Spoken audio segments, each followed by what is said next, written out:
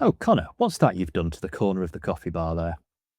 We have a nice new book corner with some bookshelves and lots of nice books and some nice comfy leather armchairs and an IKEA lamp. It's definitely an IKEA lamp, isn't it? Yeah, it is. Yeah, Yeah, yeah. yeah. Just We but the armchairs. the armchairs are very nice, although I'm not entirely sure about the upholstery. It appears to resemble all of the Target book covers. And that's a problem. Why exactly? Because it's the terrible American editions. Oh no! To the skip they go. I actually was imagining. Do you know the Big Finish leather armchair that turns up on a few things? Oh yeah, Um, I think it's just multiple copies of the Big Finish leather armchair, the one that David Warner sits in one of his covers, the that's Unbound Universe ones. that's fine with me. We've got Unbound Universe armchairs and books, lots of books. So one of the armchairs is from the David Warner universe, and one of them is from the David Collings universe. And you can have that chair, and I'll have the David Warner one. As long as neither of us has to have that horrific sort of pink and blue chair from Vengeance and Barros and the Two Doctors that you put in the corner there. In fact, we can get rid of that. That can go in the skip. With the American Target cover chairs, yes, no problem. Yes, there we go. Okay, well, a little bit of decorating done. This is the coffee bar, so I suppose I should have a coffee and you should have a tea because you're difficult.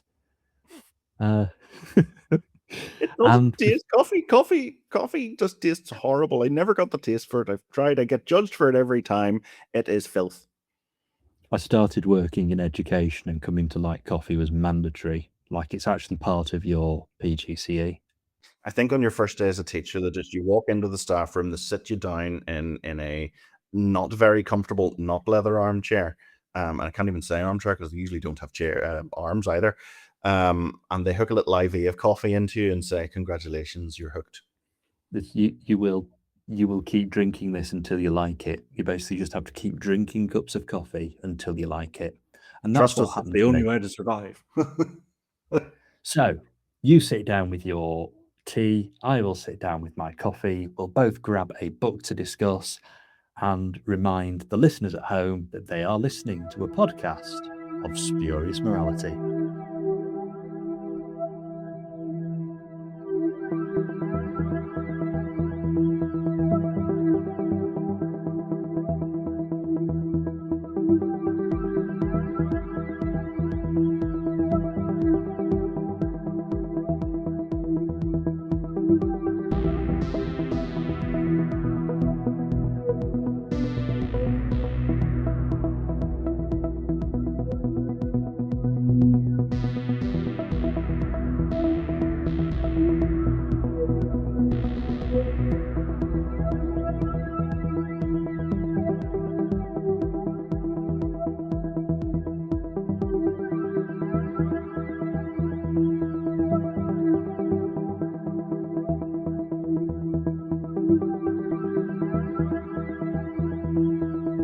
Hello, and welcome to a podcast of spurious morality. I'm Johnston, and sitting in the David Warner armchair over there is Connor. Say hello, Connor. Hello, how are we? We're good. We're back in the coffee bar. We've not done a coffee bar for a while. It's our first coffee bar of our fourth Spodcast series, and it feels like we've an awful lot to catch up on. So any listeners who may be new to us, every now and again we kind of stop, forget that we talk about Big Finish, forget that we talk about Doctor Who, and we just kind of talk about other things that we've been enjoying, and then it usually loops back around to Doctor Who and we go into depth about the twin dilemma and that kind of thing. So it's a bit more open format than usual, I guess is what I'm saying. Other things are just better than Doctor Who. Like Doctor Who fans tend to stick to Doctor Who, and it becomes their whole personality. And we're not doing that. No, we're cultured people. We drink coffee. Well, I drink coffee. I'm classy. I have tea. To be fair, there's been many podcast recordings where we've been on wine or whatever, so there is that. That is true. Yes. Anyway. So the first thing that we're going to talk about, and we're only going to quickly cover this because the internet seems to have covered it for us quite a lot, is I guess the big exciting Doctor Who Big Finish news at the moment is Big Finish have a new website. Yes, and shock and horror, this one actually works. I know. That's like, that means that of all the new Big Finish websites launched in the last few years, 50% of them have been a success. So I have to put my hand on my heart, and when this because I see, to be totally fair to Big Finish, they did it exactly how they should have done. They didn't tell us a thing; they just did it. And I have to put my hand on my heart and say that my immediate reaction was, "Oh dear God, no! Please no! Don't do it! Please no, God, no!" Because I remember 2024 all too well, and the drought that I had with Big Finish in the wake of their attempted website upgrade. But not that's very negative. That's 2024. This is 2026. New website, good. I think there's still a few rough edges to smooth off with some aspects. The app's not quite back to 100% yet, but it's loading much faster. It's syncing your new downloads much faster. And all in all, it seemed to have been a much greater success this time round, and I'm very happy for them. Yeah, I'm glad it's worked. And I've not actually ordered anything on there yet, but I'm told that Apple Pay is now an option, and I'm all over this. Like, I'm not sure my future financial security is all over this, but for now, Yeah, it's horrendous um, news for our wallets. It's really yes, it terrible, is. awful news for our wallets. Sometimes the only But thing, great news for ease of emptying our wallets. sometimes the only financial control I've got is the having to put my bank details into a website and not particularly wanting to do that. And now I don't have to. Yes. But still, it's from a convenience point of view generally that is how I prefer to pay for things. So therefore, it's nice to have kind of Big Finish in line with all of that. Um, but yeah, I've found it nice and easy for downloading new releases. Sadly, it has sort of screwed up the whole automation thing I had with my audiobook server. So I could actually just run a bit of code on my computer and it download and put it in the right folder, and it would just appear in the app for me. But I've kind of lost that, but have come up with a workaround for now until I try and figure something else out, which is it's going to work. It'll do the job. But ultimately, yeah, it's a good step forward, and I'm glad it worked. And I mentioned my own audiobook server. It was the last time they upgraded the Big Finish website and app that made me go, I don't want to use this app anymore. I don't. I'm gonna use my own. I'm gonna create my own server. Um, so hopefully nobody has been pushed to the point of doing anything that daft by this. But no, it seems to have been relatively smooth. A couple of days where the app didn't play nicely and a few grumpy Facebook posts, but otherwise we seem to have got through it unscathed. So, yes, I'm glad that's up and running and okay and works. And I'm sure I will be ordering new Big Finish from the new website very, very soon, especially when you consider there's a whole new 10th Doctor series for me to pre order still. Yes, and that's something I wanted to mention as well. It's been 10 years since David Tennant came back to Big Finish and back to Doctor Who as the 10th Doctor, and has barely been away since. Um, yes, it's 2016 was the first little trilogy of 10th Doctor and Donna stories. I listened to them all again recently, actually, and it's interesting to see just how much their approach to the 10th Doctor has changed over the years. Personally, I think for the better. I know those are the few wee trilogies they did with them were inspired by the old BBC books they used to do in his era, where you got present day story, a futuristic story, and like a historical story. Um, and I think each of those we first couple of trilogies with Tennant follow that mold. But it was very nice to revisit these. I think time. Death and the Queen always seems to be everyone's favorite, but I've always quite liked Time Reaver a lot. But I always did sort of prefer the futuristic stories to the historical ones. But yes, 10 years of 10 on audio.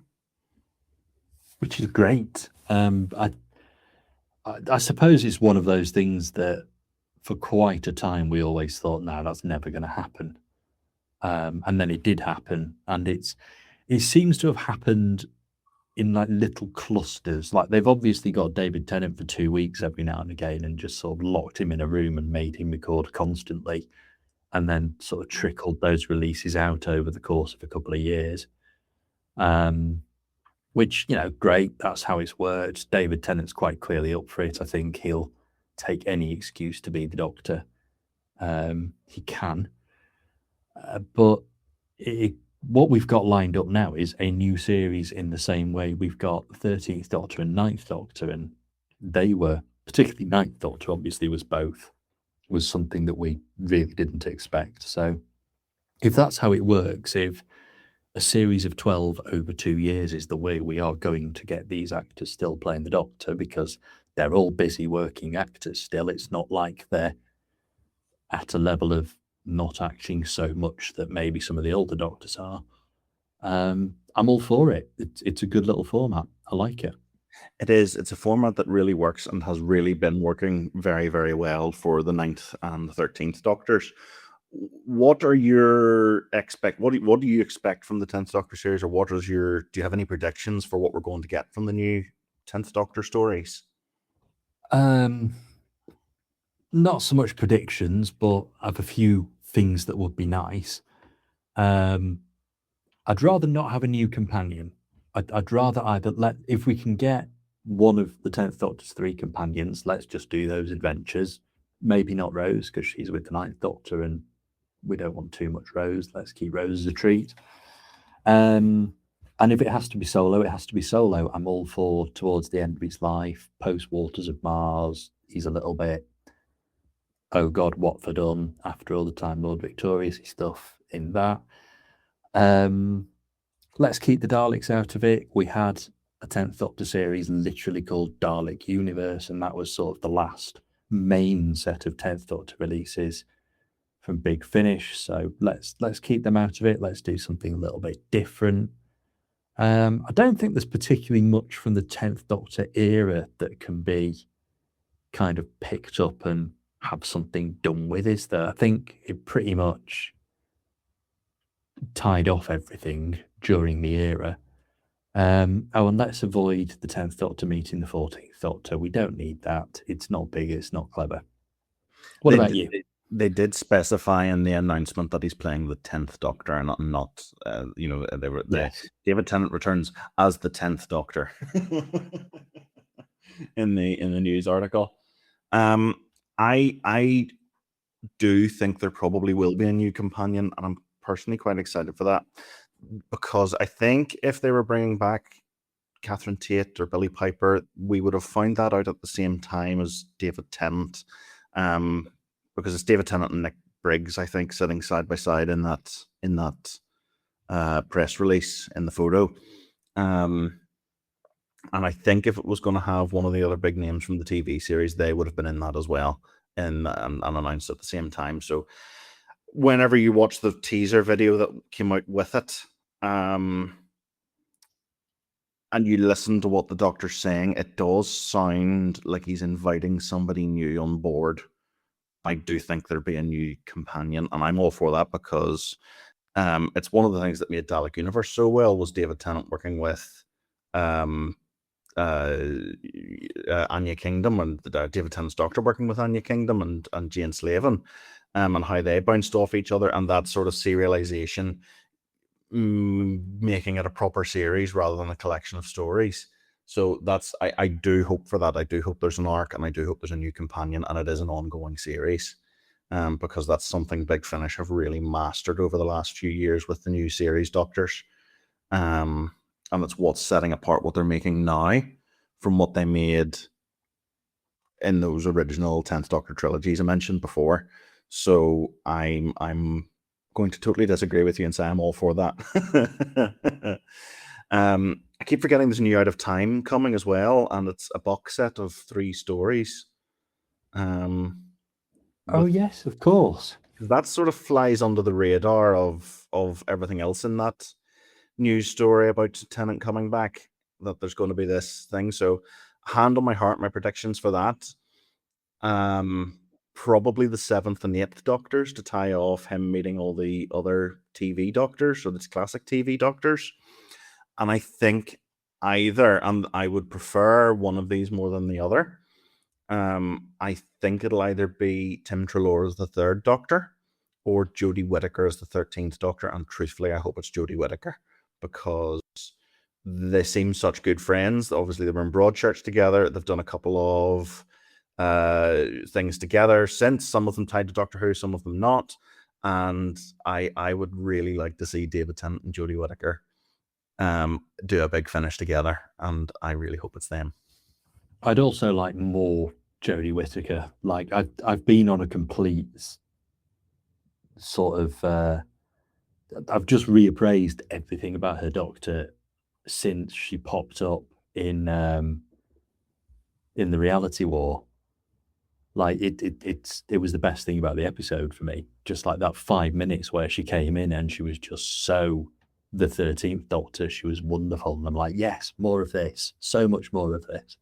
She really seems to love being the Doctor. She's so enthusiastic about it, and I think that's infectious. Like, when you're watching or listening to her playing the Doctor, you can't just help but get along with her performance and get along with her and as her character. And you get really, yeah, I always find myself getting, yes, I'm all for this. Yeah, absolutely. And I've really, we said we weren't going to talk about it. We're going to save it for another time. But I will just say, I'm really enjoying the 13th Doctor Adventures as well. We've had half of them, half of this series now. And it's a listen that I always look forward to on a month where it's coming out. So yeah, roll on a lot more Jodie Whittaker at Big Finish, please. Yes, please. Absolutely. And unlike the 10th Doctor era, there are loads of loose ends left hanging from the 13th Doctor era. So let's tackle some of them. I'm all for a final showdown with Division or whatever, because it never quite happened on screen. Yeah. Okay, well, we've done the Big Finish website. We have done the 10th Doctor. You've been listening to Dalek Universe a little bit, haven't you? Or I have, and we've done an episode about how good it is before. I think we did a couple of episodes actually about how good Dalek Universe was, and I'm happy to report that Dalek Universe is still excellent, and everybody should listen to it. I think it has set the bar for me for ongoing series at Big Finish. As I said earlier, it's that style of storytelling that I want, not necessarily all the nostalgia and Dalek Universe elements of it, you know, the Terry Nation properties that are in it, but that style of 10th Doctor and companion in linked stories with a purpose to the series as a whole, beyond just telling standalone Doctor Who adventures. I think Dalek Universe sets the standard for that. And a lot of stuff Big Finish have done recently has sort of lived up to that. Like the 13th Doctor adventures have played in that territory a bit, where there is an ongoing series arc, and you do benefit from listening to all of them rather than just a handful. The Alfie Shaw productions, the 11th Doctor Chronicles and the new 11th and 12th Doctor series, seem to be doing similar things. So it seems to be the way that Big Finish are approaching the modern Doctors now, and that is absolutely to their benefit. Dalek Universe is the model for it. They're using that a lot more. It's brilliant, and I want them to keep doing it because it's working really well. Yeah, it still stands up as one of the best things Big Finish have done in the last 10 years, and it worked really well. The only thing I will say for it, and I say this about a lot, I'm finding myself saying this about a lot at the moment, is it could have done with being a few episodes longer. Like, I think to really sell the sort of bait and switch with Mark at the very end, I think we probably needed to spend a little bit more time with him. before he was supposedly killed in the Trojan Dalek. It's a little That's the gripe, but yeah, that's the only time I feel it though. I otherwise think it does fairly well with its running time. yeah, It was something that the original Anne Kelso story suffered from because there's only 8 of those. I forgot that wasn't quite just as long. yeah, Dalek Universe, it's actually an episode shorter, and a lot of that feels rushed. The only time I feel it in Dalek Universe is we go straight from the let's learn more about Mark and his background story in it's the first episode of box set 2, and then you go straight into the Trojan Dalek and he gets, spoilers, he doesn't survive the end of that story, or so it seems. An episode or 2 in between them would have really helped, but otherwise I think it works fairly well. And it helps that it is so serialized. I think that it is, you're effectively listening to a 9-part story rather than 9 separate episodes. yeah. I really think it does work as a sort of ongoing serial, but the downside of that is that it all happens very quickly for the Doctor and Anya and Mark, and therefore they really don't spend that much time together before he's exterminated. Like, what you hear is the amount of time they are together, essentially, because they seem to Yes. spend time between episodes unconscious and things like that. So yeah, there's just not enough time for them to bond, and I think we therefore miss out on a bit of an emotional gut punch in the last couple of episodes. But it works. It's a good run. I'm being picky. And I'm a big fan of it, and I will re-listen to it myself sometime soon. I'll probably do a Anne and Anya mini marathon at some point because it's good. I enjoyed the Fourth Doctor series as much as I enjoyed Dalek Universe. Okay, so shall we steer the conversation away from Doctor Who for a little bit? We can always come back to it. We inevitably I will.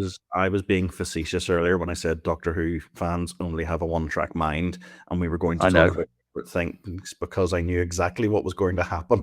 Yes, here's 22 minutes of Doctor Who podcast content on the episode where we said we're not really talking about Doctor Who. Okay, Yep. so towards the start of this year, because I don't think I've told you this is all your fault yet.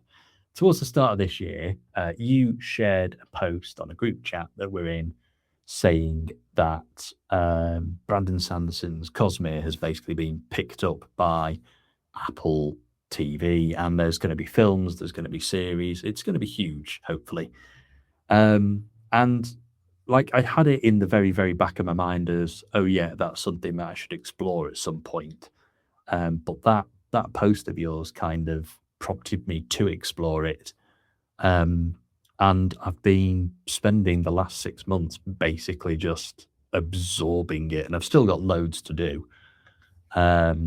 So these are a series of series of connected books by the author Brandon Sanderson. Everything's basically set in one universe, but you have different planets in this universe with different systems of magic and science, and societies are very different, and all this kind of thing. And yeah, it's become a huge listening project for me. I'm actually listening to the graphic audio version, so these are full cast adaptations, but they steer pretty close to the books. They're pretty much lifting dialogue off the page of the book, so it's not like it's what would be a 60-hour audio book cut down into a 4-hour audio drama production. These are all 30, 40, 50 hours long as well. So they're chunky. There's a lot of listening to be done there. And I'm thoroughly enjoying them. So yeah, this has been my big project for the last 6 months or so. I've still got a way to go. I think it'll probably see me through till more or less the end of the year. But yeah, it's great. And I believe you have read what was my sort of entry point into the whole thing. And I think what generally, if anyone was going to pick it up, would be where I'd recommend you start, which is the first Mistborn book. Did you like it? I really did. Just to hop back briefly to the starting points, because I work in a bookshop, and the single most commonly asked question with Brandon Sanderson is, where do you start? and he himself recommends 3 starting points. And you can actually buy these from his website, Dragonsteel Publishing, as a little box set, and they're really nice wee versions. They've got nice sort of like paper cutout covers. So Mistborn Book 1, it used to be called The Final Enemy or The Final Empire, and now it's just called Mistborn. They changed the title of it in the middle of last year, I believe. So it's just called Mistborn now. It used to be known as The Final Empire. The graphic Book one audio of version Mistborn I did was The Final Empire. Yeah. was The Final Empire. It really confused me because there was no announcement, not that I caught anyway. The books just started turning up in the shop with a new title, and the cover was otherwise identical. They just changed the title on it, and it really threw me for a loop. But book 1 of the Mistborn series is one he recommends. The other 2 he recommends as a starting point is one called Tress of the Emerald Sea, which is a standalone Cosmere novel, and that's basically a take on The Princess Bride, except the Buttercup equivalent goes after the Wesley equivalent. You know, at the start of The Princess Bride, Wesley goes off and Buttercup waits for him, and he never really, or she thinks he never comes back. She goes and searches for him when he goes missing instead, and that's the adventure, is her looking for him, and it's really good. It's a really sweet wee story, but it's a great introduction to the Cosmere. There's elements in it from Mistborn and from the Stormlight Archive, but both of those are done in such a way that you can read them totally fresh. It's a perfect jumping on point. It's actually the one I started with. I did it first a couple of years ago, and then I've done Mistborn this year. The other one he recommends, which I haven't read, is a short. It's either, I can't remember if it's a short story or a novella, but it's definitely not one of his trademark big 1,000-pagers. It's a short story called The Emperor's Soul, which is connected to his very first ever book, Elantris, but again can be read totally standalone. That's the 3 he recommends: is Mistborn, Tress of the Emerald Sea, and The Emperor's Soul. But to bring it back to Mistborn, I loved it. I had a great time. I read it for a book club, and I really, really enjoyed it. It reminded me a lot. Have you ever read The Lies of Locke Lamora? I have not. It's very like that. Now, I didn't enjoy The Lies of Locke Lamora. I actually couldn't finish it, if I'm being totally honest. It wasn't for me, but Mistborn's along very similar lines. There's that heist and the sort of gang element to it. There's the magical elements. But it's told in a much more accessible way. I think I thought Liza Locklemore does something funny with jumping around in the timeline and telling the story at different points, and it's very hard to follow, I thought. Very hard to focus on at the very least. But Mistborn's told in a much easier to access way, I think, and I had a blast with it. I really, really loved it. Didn't think, and it's something I'm interested to talk to you about, because Sanderson is known for his hard magic systems, and I didn't think I was going to love that. I thought that was going to be very technical and very Betty, like too detailed for me to follow along with and to care about, if I'm being honest.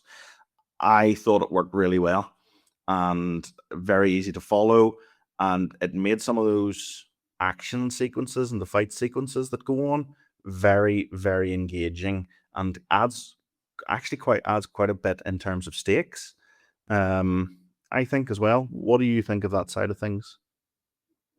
I mean, the clever thing is the whole magic system isn't just presented to you at the start. It's even at the end of that first Mistborn trilogy, there's a load of stuff that's not yet discovered. So it's kind of more like a science than a magic system, in terms of this needs to be experimented with and things need to be discovered and breakthroughs need to happen and certain things need to be a certain way before it can happen. So it's you're kind of learning it with the characters in a way that doesn't feel like a lesson. It's about discovery. It's not about being lectured. And I think that works quite well. But yeah, there's a very easy way to make sort of the burning of metals in Mistborn seem really, really boring. And it isn't, because it's just presented in the way it is. It's about discovery. It's about having to adapt and consider, strategize during battles, that kind of thing. So yeah, I'm a big fan. I think it works really well. I have to admit, I think it works better in Mistborn than it does in Stormlight Archive, which is the other sort of really big part of Cosmere. Um, it's good. It's different there, and maybe I've come to Stormlight after I've done Mistborn, so here I am, I'm finding myself having to pick up an entire new system of magic, and again, it is drip fed very, very, very, very slowly. At the start of Stormlight, there's more or less no magic at all. It's there, we're aware of it, but we're not quite sure why, and we're not quite sure what it does. And there's this long, long, long, long, books long journey um, to sort of figure out what's what and why it is. It's only in the third book that stuff really starts to get classified and pieced together. But it's good. It's good stuff, and it's one thing that keeps you reading or listening, is the actual discovery of what's going on here and how it all works. And so he's set up a very, very complicated universe, but you really do sort of take your time exploring how that universe ticks, I guess. Yes, I have mixed feelings on long books, and it's something that's evolving. Traditionally, I haven't really liked a long book. 400 or 500 pages has tended to be my limit, and certainly when I'm shopping for books, I'll tend to be more attracted to a shorter book. But I thought this went in really easily. I think it's about 600 pages long off the top of my head. Um, and the pacing does not feel like a 600-page book. It feels much shorter, and I read it fairly quickly, actually. Um, I think if there's one criticism I've got of Mistborn Book One, I think there's a lot happens off screen, as it were. We hear about a lot of things that happen secondhand, and I don't know that that's going to work so well in a film adaptation. Yes. I think there might need to be a bit more in the way of show and not tell, or show don't tell in the adaptations. Now, if I remember rightly, Mistborn's going to be done as a film series by Apple TV, which I think will work. And from what I understand, the Stormlight Archive is going to be a television series. And I think that's right and proper, because those books are much longer, and I haven't read them, but I can imagine they would need a lot more room to breathe. Stormlight happens on a similar scale to Game of Thrones and things like that. Maybe it's not as sort of politically complex, but there's so much going on and so much happens within those pages. Because, as I'm sure you've learned from reading Mistborn, Sanderson writes at quite a pace. They're big books, but a lot happens. It's not like we spend 5 pages describing a door, No, they're as very they're Martin or very Tolkien would. But no, this it's very action packed. A lot happens, and yes. Stormlight's the same. Stormlight kind of unfolds at the same pace as Mistborn. Okay. Um. Yeah, I really liked it. As I said, I did this for a book club. I don't always. We often find ourselves in the book club doing the first book in a series and then not continuing. And we probably won't continue as a whole club to do Mistborn as a series, but I will definitely come back and revisit them, because I would love to know what comes after. Have you done the second Mistborn series? So there's the first trilogy, and then there's a second series of 4 books. Have you Yes, done them? Do you know anything about them? yes, I've done the full cast versions of those as well. Very, very And different beast. I was going to say they're very different. It's more of a detective story, and it's set centuries later, I believe. Centuries later, little bit of a sort of steampunk Wild West vibe to it, sort of. Not quite, but it kind of. There's there's stuff like airships in it and that kind of thing. I'm really trying not to spoil it because that setting can only exist because of the way Mistborn ends, Okay. or the first trilogy ends. So I don't want to go into too much depth. I'm going to kind of let you discover that for yourself. But yeah, very, very different setting, very, very different kind of story, kind of villain, kind of everything. But the sort of continuing thread is the science behind this magic system that's established in Mistborn, and it's explored further in this few hundred year later setting. It's good. It's just very different. Sanderson has been quite open about what's coming from Mistborn as a series.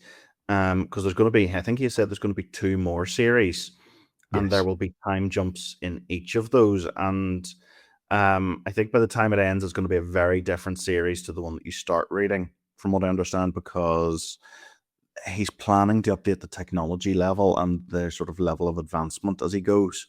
I believe the I 3rd series is intended to be. Well, I'll ask you first of all if you'd like to know what they are if you don't know already, because I don't want to spoil it. what I've read is that the 3rd series is going to be sort of a 80s urban-y type setting. Yes. Thing. It'll be a level of technology equivalent to the 1980s, 1990s in the Yes. real world. And To be honest with you, I think if you read, it's not really a spoiler to tell you this. The more you read, the more you realize you're not reading a fantasy series, you're reading a sci-fi series disguised as a fantasy series in the earlier books. yes, I get that. That's And the that best way seems to to be describe it. that's a common thread across a couple of the Cosmere books that I'm aware of. And just to say before we move on to that, series 4 of Mistborn, or the 4th cycle of Mistborn, is intended to be a space opera, Yes. which fully ties in with this. So, I think the way it's going is that basically Mistborn is going to go to war with Stormlight. I've heard they're going to There's- cross over. Yeah, At there's some going to be a stage. space war, basically. Okay. And it's like I say, the way that magic is done across pretty much everything is presented as a science. It has rules, it has boundaries, it develops, it grows, and yeah, it's we're very much in sci-fi territory here. It just is just wearing a fantasy costume at this point, and it's not really got far out of it at all. Like, I get the impression we're probably sort of 15, 20 years into a 30, 40, 50-year plan. So there's a long way to go and a lot of books to go. And we've been told it's all going to slow down a little bit because he's now adapting it all for screen as well. It was so the statement he gave at the time made me laugh because it was such a Brandon Sanderson thing, and it's totally indicative of how he approaches writing and how quickly he can write. Which was, oh yes, I'm going to take 5 months off to write the script. Yes. You know, a lot of film scripts spend like multiple years in development, and Sanders was like, nope, 5 months, that'll do. I strongly suspect he's already dabbled with it. I think he had written a couple of first drafts whenever Yeah. another production company, had the rights or was interested in the rights. I think he's actually said he's only going to write the first drafts, and then somebody else will take them over from him and finish them, and he'll advise and give notes on them rather than write them and polish them himself. So I can see how that happens. He hasn't really he hasn't really slowed down a huge amount. Well, he has slowed down, but comparative to how quickly other writers produce books, like it went from, I think he released, off the top of my head, something like 4 or 5 books last year, and this year it's only 3. Yeah, it's what I said before about him probably having a first draft already. That does not take away from the absolutely insane pace that he writes, and the quality's there. It's not like you can see that it's rushed. It's not rushed. He just writes very, very quickly, and it's very, He very does. good.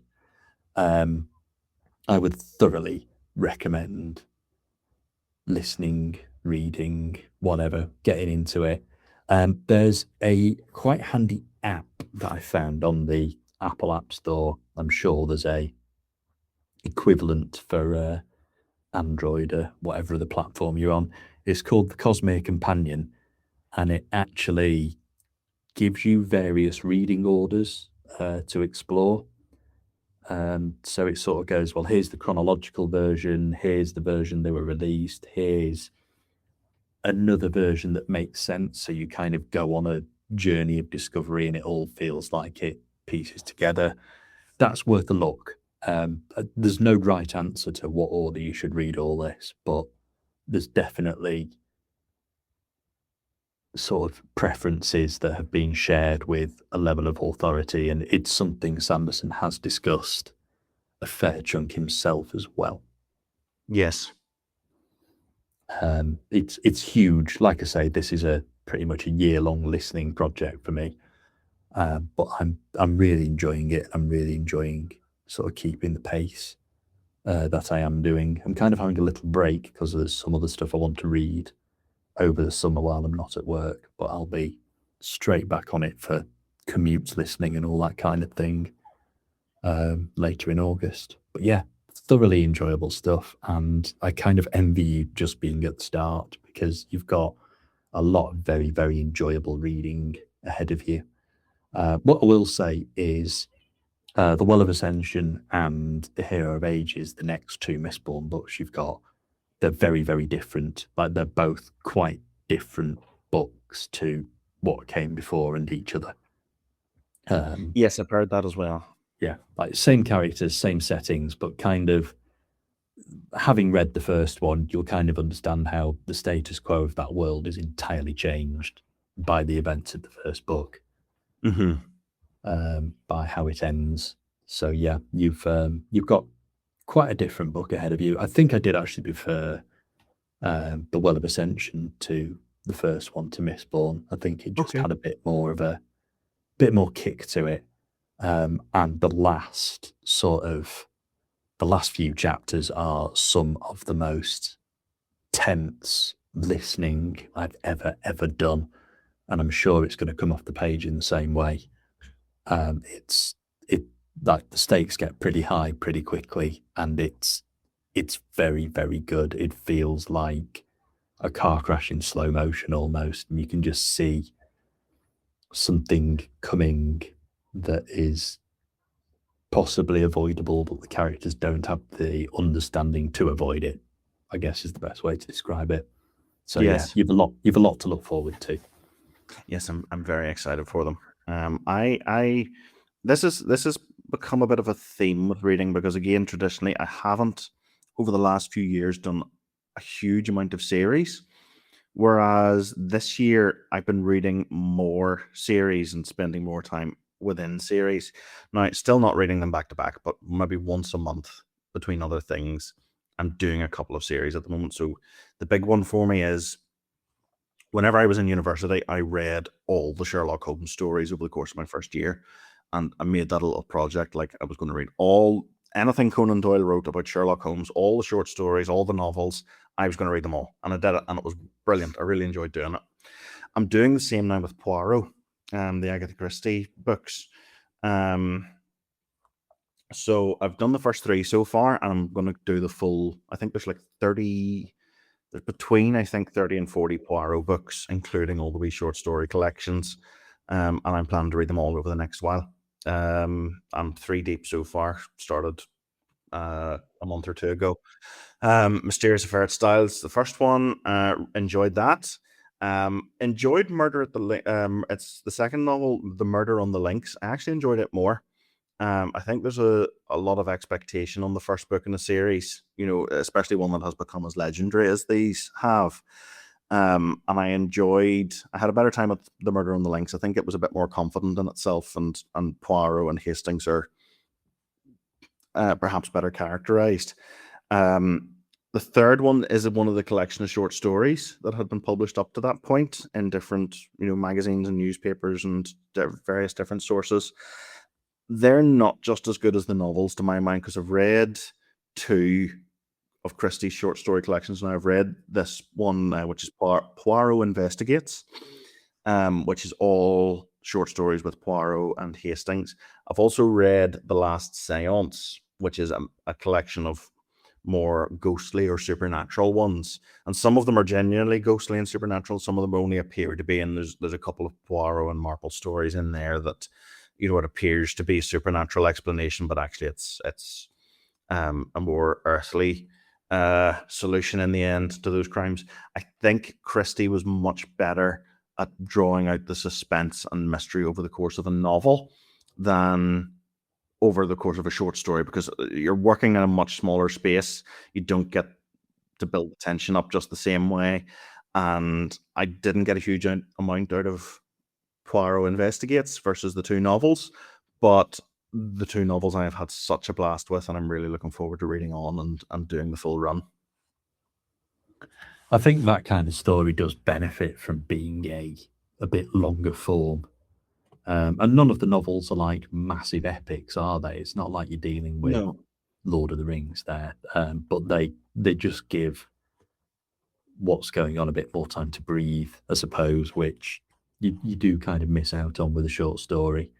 I often feel the same way about Doctor Who. Kind of, I really enjoy short trips, but they do feel a little bit substance free in places, I guess, with the obvious few exceptions that are all very well documented.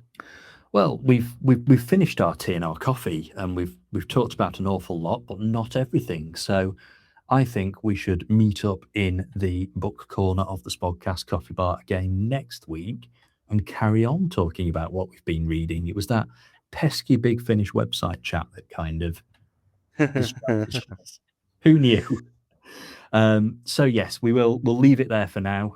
The Cyberman that works behind the coffee bar is telling us that time is up and he'd like us to clear off. I think he's even going to let us take a couple of books home with us just to get us out the door. So we should probably say goodbye to him and indeed each other. So I will say a huge thank you and goodbye to you, Connor, and we'll meet back in the coffee bar next week. Thank you very much. It's been an absolute pleasure. Goodbye now.